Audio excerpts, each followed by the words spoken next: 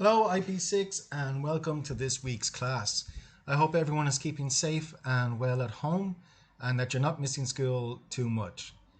Okay, so we're going to continue with our chapter on building relationships. So we've already talked about building relationships with family and we've talked about building relationships with friends.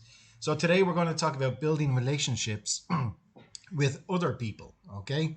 So with other people. So if you can open up on page 24, I'm going to start reading, so please follow. Other than family and friends, we will also meet or contact other people we do not know well. They may be the staff working in nearby stores or factories, students from other schools, or foreign tourists. The following are some ways to build and maintain relationships with them. So obviously, relationships are very important when it comes to our family and friends, but you're going to meet people who are not family and friends.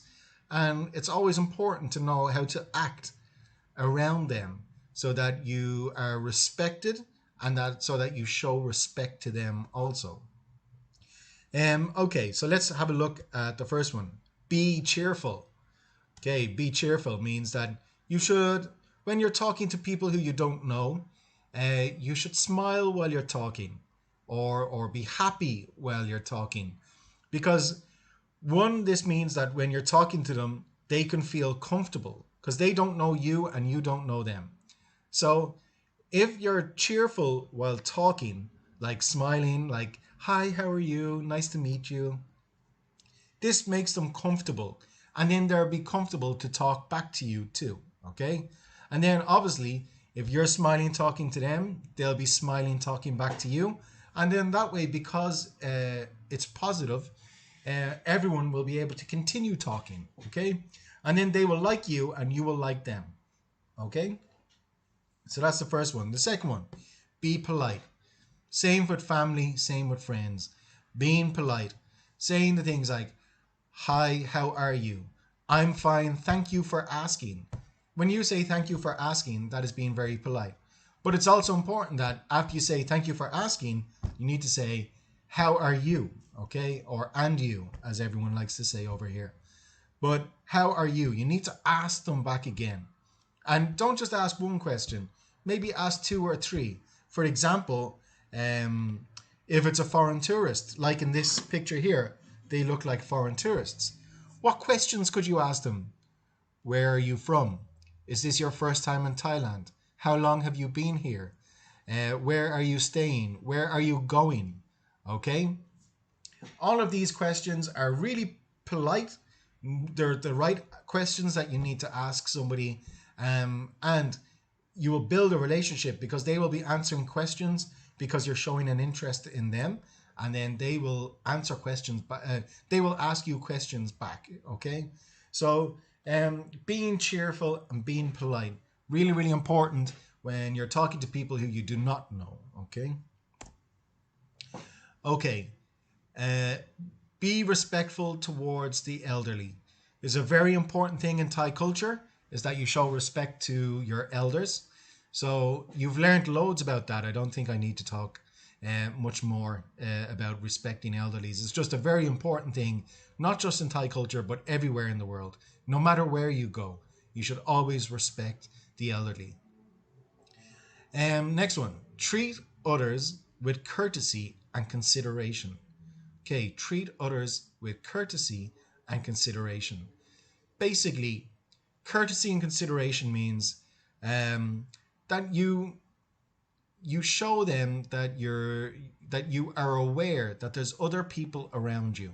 So for example, this guy, he's holding the door open for this girl. Now, that is what we call courtesy. You open up the door, you see that there's someone coming behind you, whether it's male or female, it doesn't matter. But you hold the door and you let them go first. Okay, you let them go through the door first and then you close the door behind you. That is called courtesy. It's very polite, and it's showing. It shows that you're a good person. Okay, by showing courtesy, and then we have consideration. Consideration is slightly different to courtesy. For example, consideration. An example would be when you're in a lift, okay, or you're trying to get onto a lift. You've pressed the button, you wait. The lift comes down, the doors open, and there's people inside who want to get out. Showing consideration is allowing the people who are inside out first, okay? The people inside should leave the lift first before you go in. That is showing consideration.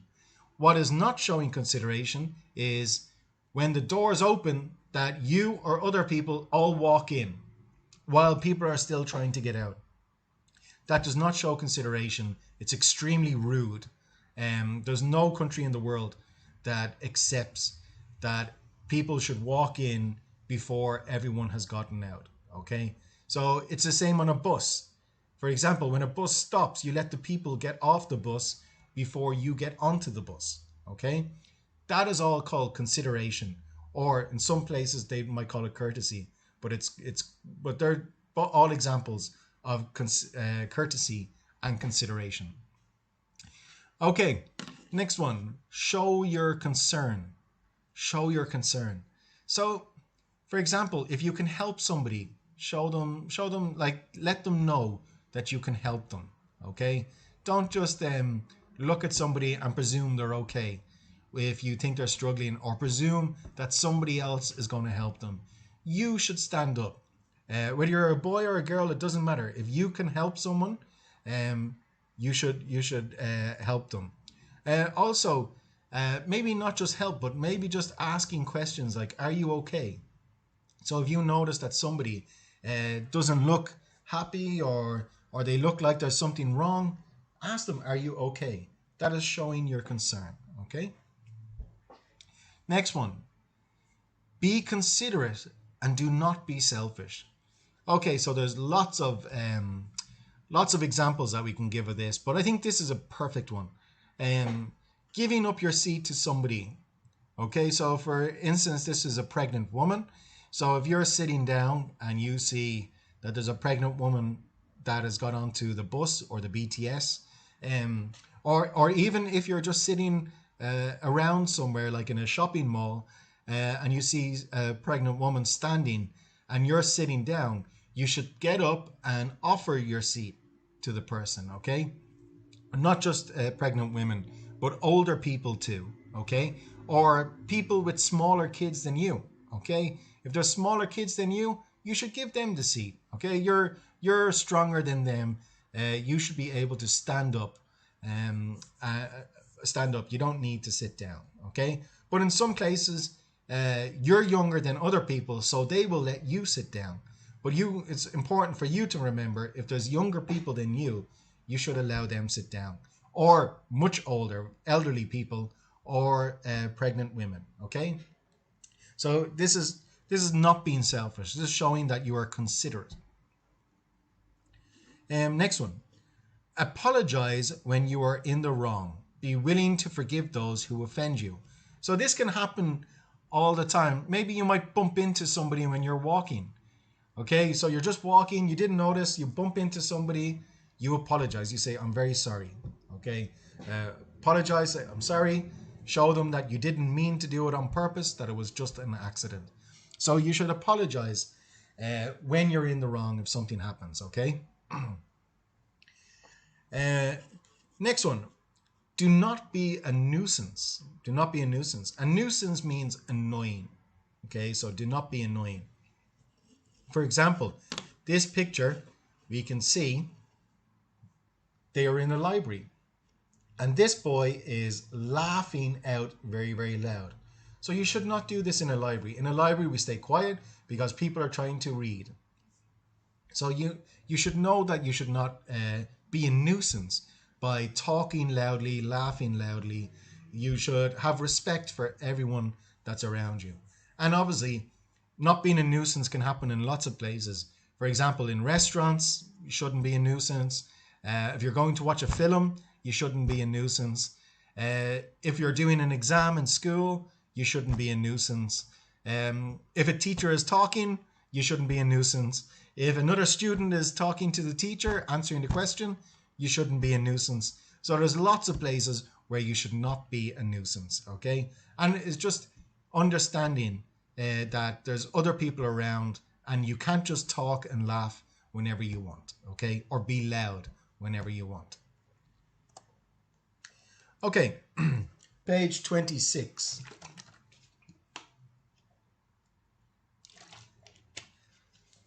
A person with a friendly, cheerful, and considerate attitude usually has good interpersonal relationships with many people. If all of us can maintain good relationships with others, we will have a pleasant and peaceful society. So interpersonal relationships means that you know a lot of people. A lot of people like you. You like a lot of other people because you are polite, you're friendly, you're cheerful, you're considerate. So people respect you. So if you're respected, more people, like if a lot of people respect you, they will give you more opportunities. You'll be a much better liked person. And this is really, really good whenever it comes to maintaining good relationships, to be able to have the respect of other people, okay? Excuse me, sorry. Teamwork. Teamwork is working together within a group of people to achieve certain goals. It requires people to cooperate, use individual skills, and provide constructive feedback, while putting away personal conflicts between them.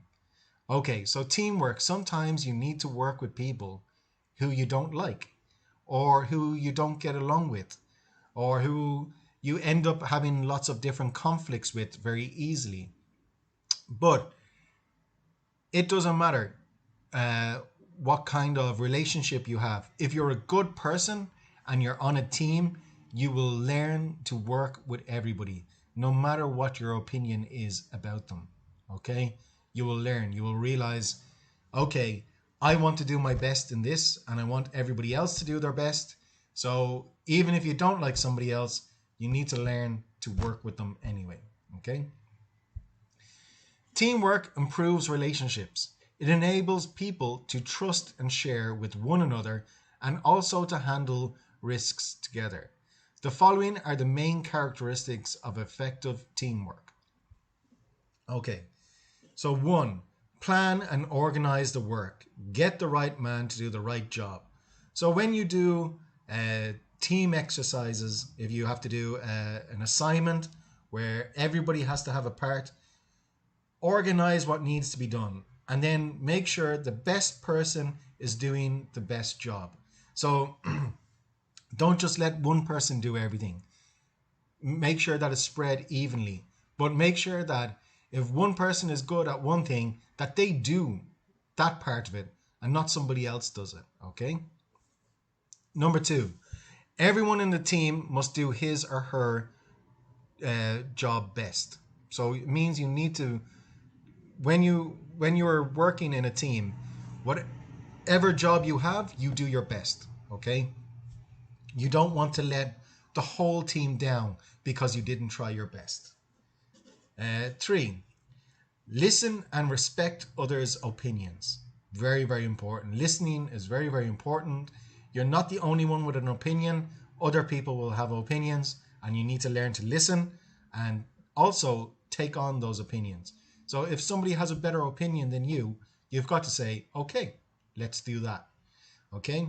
And 4, collaborate to achieve the objectives of the team. Collaborating means that making sure that everybody everybody works together to make sure they get the best result.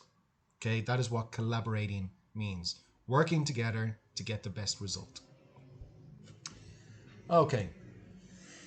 Excuse me. Okay, so that is the end of building relationships. So we've gone through building relationships with families, building relationships with friends, and building and maintaining relationships with other people, strangers, and also we've building relationships during teamwork. Okay, so we've covered quite a lot of relationships, different kinds of relationships in this chapter. So, you know you haven't had much homework or any homework, really, just very simple, easy homework over the last couple of weeks. And you haven't done anything for the last 2 weeks. So now it's time that you do a lot of work, okay? So you need to complete the exercises from page 27 to 30, okay? It's a lot of work, but you've done nothing or done very little, especially for health, over the last couple of weeks. So this is easy enough, okay? So I'll quickly go through the questions that you need to cover. So number 1, all of us experience some kind of problem in our relationships with other people. Write about a problem that you faced before. What was the problem? What caused it and what was the effect? How did you solve it?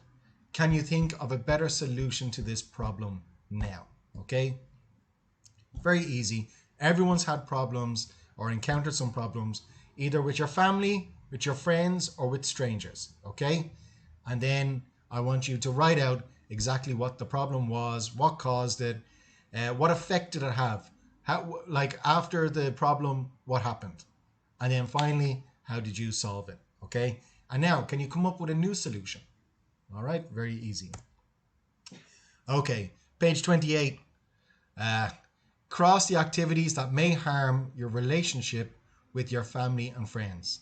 Okay, this should be easy. 3, read the sentences. Put a tick in the sentence that is correct, X in the sentence that's wrong. Okay, very easy. Question 4, write about a successful teamwork that you have participated in. You have had lots of teamwork with me in project integration, so I know everyone can answer this question. I know you've done teamwork with science, with English, with math, with art. You have lots and lots of experience doing teamwork. So this should be very easy for everyone to answer. And then last page, page 30. So you need to continue, okay? So for question 4, about the teamwork that you've participated in, questions are, what was the goal? So what were you trying to achieve? Who were involved? Who were the people? What did you do? What did the other people do? Who gave feedback on the work you had done? So who were you doing the work for? Who told you if it was good or bad? Okay. So it might be a teacher. Name the teacher. How did you feel and react on the feedback? So whenever the teacher or person gave you feedback, told you what they think of your teamwork, how did you feel? And how did you feel when the team accomplished the goal? So were you proud? Were you upset because maybe they didn't accomplish what you wanted? So that's up to you to write. You do not need to do Dear Diary, okay? Because there's enough work for you to do in the other pages. So you do not do Dear Diary.